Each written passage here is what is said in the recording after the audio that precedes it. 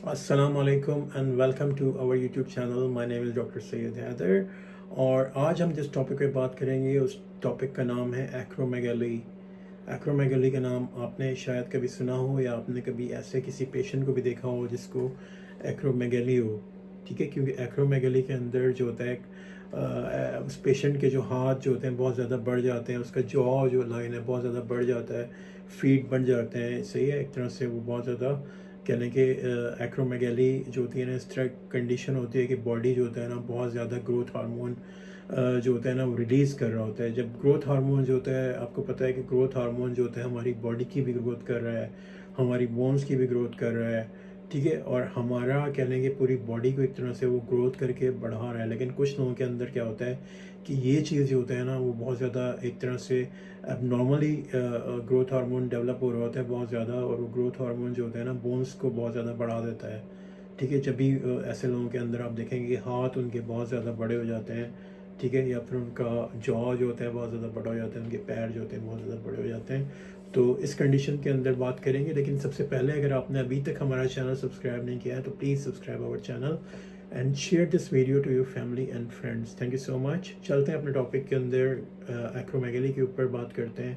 तो जैसा कि आपको बताया है कि एक्रोमेगैली जो होती है वो कंडीशन होती है जिसके अंदर बॉडी जो होता है ना बहुत ज़्यादा ग्रोथ हार्मोन प्रोड्यूस कर रही है। ठीक है, बॉडी जो होती है बहुत ज़्यादा ग्रोथ हार्मोन प्रोड्यूस कर रही है। सही है, तो इसके साथ साथ क्या होता है जब बॉडी बहुत ज़्यादा ग्रोथ हार्मोन प्रोड्यूस कर रहा है और जब कर रही है, और जब वो ग्रोथ हार्मोन जो होता है ना, जाहिर सी बात है जब बंदे की ग्रोथ हो रही होती है, जैसे नॉर्मली एक तो बोन जो होती हैं ग्रो कर रही होती हैं, जैसे जैसे पेशेंट की एज बढ़ रही होती है वो बोन ग्रोथ कर रही होती है। लेकिन एज एक लेवल के ऊपर आके एक बोन की जब वो एपिफिसिस और मेटाफिसिस जो होती है उनकी जो बोन जो होती है ना एक लेवल आता है फिर वो ग्रो नहीं करती। ठीक है, लेकिन एक्रोमेगेली में क्या होता है कि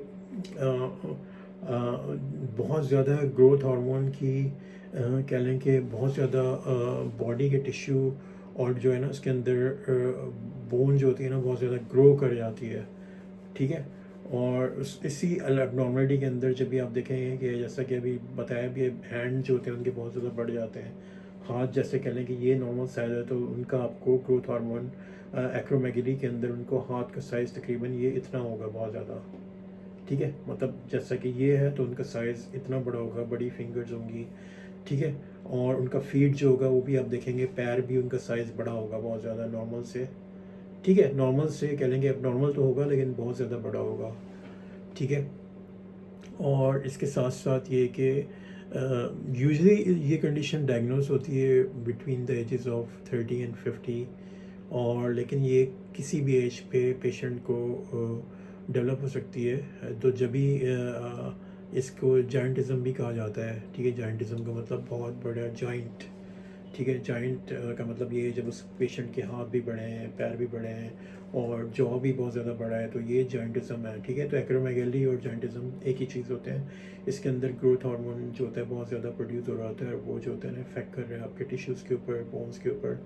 ठीक है, सिम्टम्स के अंदर बात कर ली जाए कि इसके अंदर क्या क्या सिम्टम्स मिल रहे होते हैं, तो इसके जो सिम्टम्स होते हैं उसके अंदर आप देखें कि हैंड और फीट पे इफेक्ट कर रहा है, तो हैंड और फीट में स्वेलिंग मिलती है।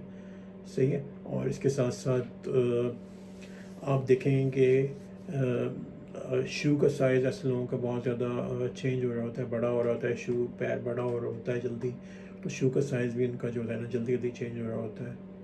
और ऐसे लोग जो होते हैं ना बहुत ज़्यादा टायर्ड मिल रहे होते, टायर्ड फील कर रहे होते हैं, स्लीप में उनको डिफ़िकल्टी होती है, और कभी कभार जो होता है ना स्लीप एपनिया भी मिलता है, मतलब अचानक सोते में उनकी आँख खुल जाती है और तो उनको डिफ़िकल्टी होती है सोने के अंदर। सही है, फेशियल फीचर भी जैसा कि आपको बताया था कि फेशियल फीचर भी उनके चेंज हो रहे होते हैं। सच्ची सही है,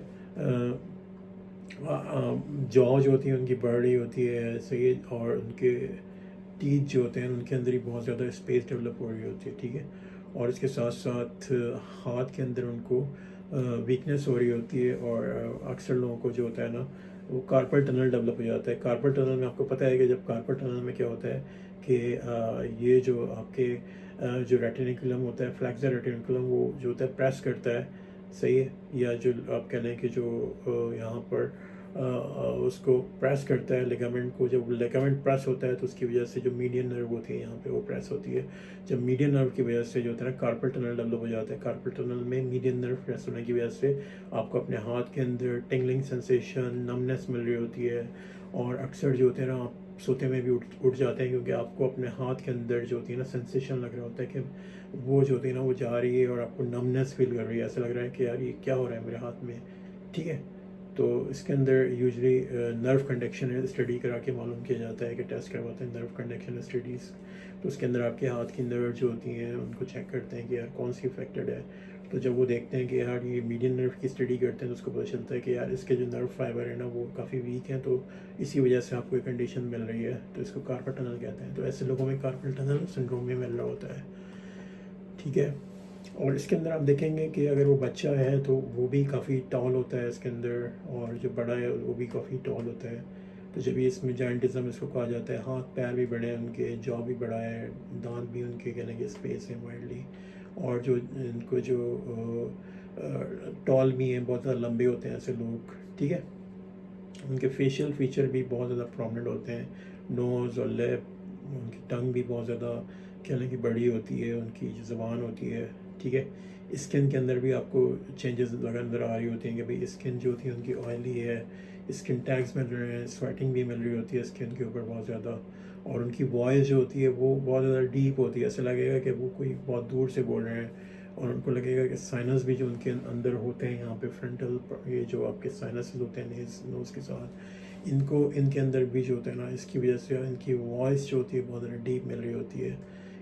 ऐसे लोगों को अक्सर आप जॉइंट पेन मिल रहा होता है और जो हेडेक मिल रहा होता है, विजन उनकी कम होती है, ठीक है। इसके साथ साथ उनके अंदर लिबिडो डेवलप होती है, ठीक है।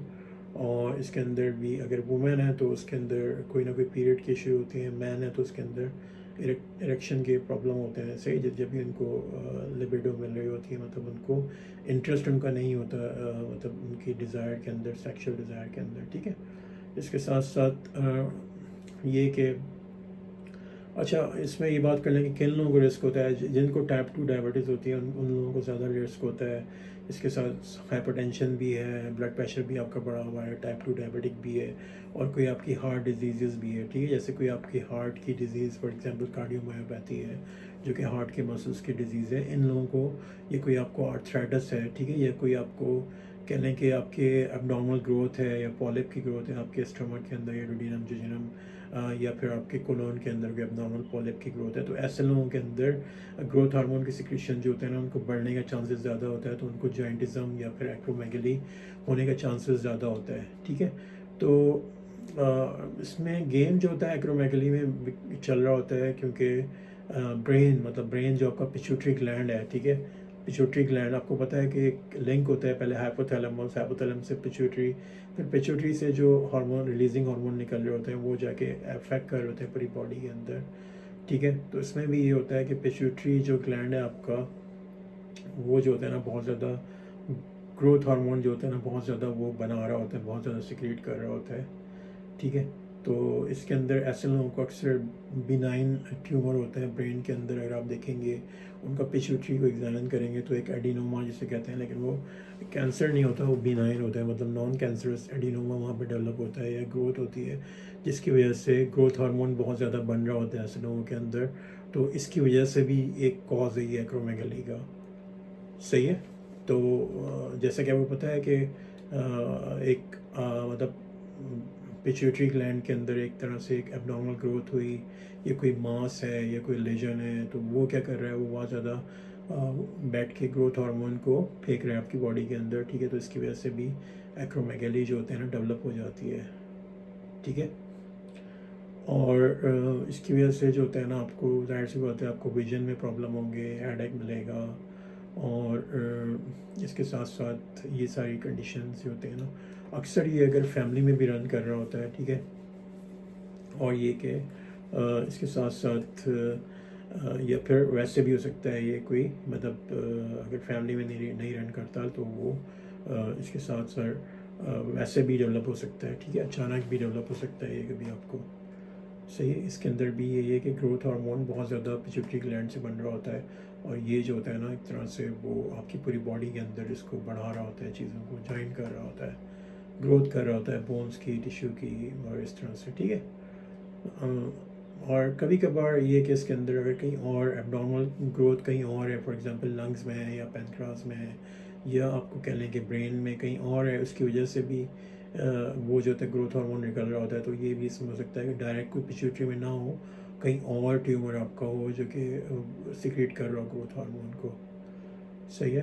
तो देखें, इसमें ट्रीटमेंट भी हम वही रखेंगे इसके अंदर, जैसे ट्रीटमेंट भी इसका यही होता है कि ग्रोथ हार्मोन निकल रहा है, तो अगर आप तो इस ग्रोथ हार्मोन को आपको स्टॉप करना होता है। ग्रोथ हार्मोन को आप स्टॉप करेंगे तो ग्रोथ हार्मोन जो होता है ना कम प्रोड्यूस होगा, तो वो बॉडी के अंदर ग्रोथ नहीं होगी, बोन्स के ऊपर नहीं इफेक्ट करेगा, तो बोन्स नहीं बढ़ेंगी, ठीक है। तो ग्रोथ हार्मोन जो होता है आपकी जॉ के ऊपर नहीं इफेक्ट करेगा या टिश्यूज़ के ऊपर इफेक्ट नहीं करेगा, तो वो नहीं लार्ज होंगे। फीट के ऊपर ग्रोथ हार्मोन अगर आप नहीं निकलेगा इतना ज़्यादा, तो वो वहाँ पे नहीं इफेक्ट करेगा, तो आपके फीट जो होते हैं उनके ऊपर इतना इफेक्ट नहीं होगा, ठीक है। तो इसमें यही करते हैं कि या तो इसमें जो होता है ना, इसको सिम्टम्स इम्प्रूव करने की कोशिश करते हैं कि आपके सिम्टम्स क्या क्या इसके अंदर हैं, तो कोशिश करते हैं कि ग्रोथ हार्मोन की प्रोडक्शन जो होता है ना वो नॉर्मल रहे, अब नॉर्मल ना हो। तो जब नॉर्मल प्रोडक्शन होती है तो फिर उसको जो होता है ना वो abnormality इतनी डेवलप नहीं होते हैं। ज़्यादातर लोगों के अंदर जो होता है ना, इसके अंदर सर्जरी होती है, जब वो सर्जरी करके पिट्यूटरी ग्लैंड को हटा देते हैं तो ग्रोथ हार्मोन नहीं निकलता। जब ग्रोथ हार्मोन नहीं निकलता तो वो बढ़ता भी नहीं है, ठीक है। तो पिट्यूटरी ग्लैंड का जो ट्यूमर होता है, सो पिट्यूटरी ग्लैंड को नहीं, क्योंकि पिट्यूटरी ग्लैंड तो कह लें उस वहाँ से हर तरह का जो रिलीजिंग हार्मोन है वहाँ पे वहीं से निकल रहा है, या तो एंटीरियर पिट्यूटरी या पोस्टीरियर पिट्यूटरी, ठीक है। तो इसमें अगर इसका ट्यूमर है तो उस ट्यूमर को रिमूव कर देते हैं, और जब वो ट्यूमर रिमूव हो जाता है तो फिर वो नॉर्मल काम करता है। सही। कभी कभार इसमें आप जो होती है रेडियोथेरेपी भी यूज़ करते हैं, ऐसी एक्स रेज यूज़ करते हैं जो कि डायरेक्ट उसी जगह पे इफेक्ट करती हैं और उसको ख़त्म करने की कोशिश करती हैं ट्यूमर को। या फिर दूसरा ऑप्शन सर्जरी का होता है, उसको सर्जरी करके रिमूव करना पड़ता है अगर बहुत ज़्यादा लार्ज ट्यूमर है वो, ठीक है। और इसके साथ इसमें ये भी होता है कि जैसे ही रिमूव करते हैं तो वो आपका ग्रोथ हार्मोन जो होता है ना बहुत ज़्यादा कम हो जाता है, और सिम्टम्स जो होते हैं ना आपके रिलीव होने लगते हैं, मतलब नॉर्मल हो जाते हैं सिम्टम्स। फेस के ऊपर जैसे मतलब जॉ बढ़ी हुई थी वो नॉर्मल हो जाएगा, हाथ आपके बड़े हुए थे, पैर फीट बढ़ गए थे, वो नॉर्मल हो जाएगा, सही है। और इसके अंदर फिर आपको मेडिसिन भी यूज़ कर सकते हैं, डिफरेंट तरह के मेडिसिन होते हैं, मतलब इंजेक्शंस होते हैं, ठीक है, वो भी हेल्प करते हैं इसके अंदर, ठीक है। इससे कुछ हार्मोन होते हैं, हार्मोनल इंजेक्शंस होते हैं, सही है। जैसे ब्रोमोक्रिप्टीन है, वो टैबलेट यूज़ करते हैं, तो वो भी जो होती है ना हेल्प करती है आपको आपके सिम्टम्स को रिलीव करने के अंदर, ठीक है। इसके साथ साथ आप जैसा बताया रेडियोथेरेपी करते हैं इसके अंदर, और फिर इसके अंदर ये कि डायग्नोज की बात कर ली जाए कि आप इसको किस तरह डायग्नोज करेंगे, तो इसके अंदर यही है कि आप ब्लड टेस्ट लेंगे, उसके थ्रू आप हार्मोन देखेंगे, ग्रोथ हार्मोन का लेवल कितना है आपके पास। अगर वो बढ़ा हुआ है तो वो जो होता है, इसके साथ साथ एक और भी होता है इसके अंदर, IGF भी मेजर करते हैं, जो कि इंसुलिन लाइक ग्रोथ फैक्टर होता है, वो भी मेजर करते हैं ब्लड में, और ग्रोथ हार्मोन को भी मेजर करते हैं, ठीक है। सही है। और इसके साथ साथ जो होता है ना, अगर IGF भी बढ़ा हुआ है, जो कि IGF-1 जैसे इंसुलिन लाइक ग्रोथ फैक्टर है, वो भी बढ़ा हुआ है आपके ब्लड में अंदर, तो वो भी इंडिकेट करता है कि आपको जो है ना मतलब कि एक्रोमेगैली डेवलप हो गई है, ठीक है। बढ़ा हुआ ही मिल रहा है वो, जैसे ग्रोथ फैक्टर को जो बढ़ा रहा होता है इंसुलिन लाइक ग्रोथ फैक्टर, वो भी बढ़ा हुआ मिल रहा है, ग्रोथ हार्मोन भी आपको बहुत ज़्यादा हाई मिल रहा है आपको, ठीक है। और इसके साथ साथ ग्लूकोज टॉलरेंस टेस्ट भी करते हैं इसके अंदर, वो भी आपको बताता है कि यार ब्लड टेस्ट के थ्रू बेसिकली मालूम करते हैं, या फिर ब्रेन स्कैन्स करते हैं, ठीक है। आप MRI स्कैन करेंगे तो इसके साथ साथ MRI स्कैन करेंगे तो उसके अंदर आपको पता चल जाएगा कि यार ये तो एडिनोमा है जो कि पिट्यूटरी में पड़ा हुआ है। और ये एडिनोमा जो होता है, एडिनोमा का मतलब है कि ब्रेन का बिनाइन कैंसर, मतलब कैंसर नहीं होता वो, लेकिन कैंसर से पहले की कंडीशन होती है, कोई ग्रोथ है, कोई एबनॉर्मलिटी है, बिनाइन कैंसर जो कि, ठीक है। तो कैंसर नहीं कि बिनाइन कंडीशन है, ठीक है, उसके बाद कैंसर डेवलप होता है। तो वो भी ग्रोथ हार्मोन को रिलीज़ कर रहा होता है पिट्यूटरी से, ठीक है। तो इस तरह से ब्रेन स्कैन से पता चलता है, हमारे स्कैन से, सीटी स्कैन करते हैं उससे भी पता चलता है। लेकिन यूजली एमआरआई इसके अंदर जो होता है ना एक्यूरेट रिजल्ट देता है, सही है। तो इस तरह से पता चलता है कि भाई आपको जो होता है एक्रोमेगली है या नहीं है, और इस तरह से जो फिर इसको फॉलो अप करते हैं, इस कंडीशन को देखा जाता है कि यार मतलब आप मेडिसिन या ट्रीटमेंट काम कर रहे हैं या नहीं कर रहा दोबारा से। Thank you so very much for watching this video. अगर आपके कोई क्वेश्चन है, कोई सवालात हैं, कोई कमेंट हैं, तो please feel free to ask any questions. और ये कि अगर आपको वीडियो पसंद आई है तो आप please share this video to your family and friends and like and subscribe our channel. फिर इंशाल्लाह मिलते हैं एक और वीडियो में। खुदा हाफिज़।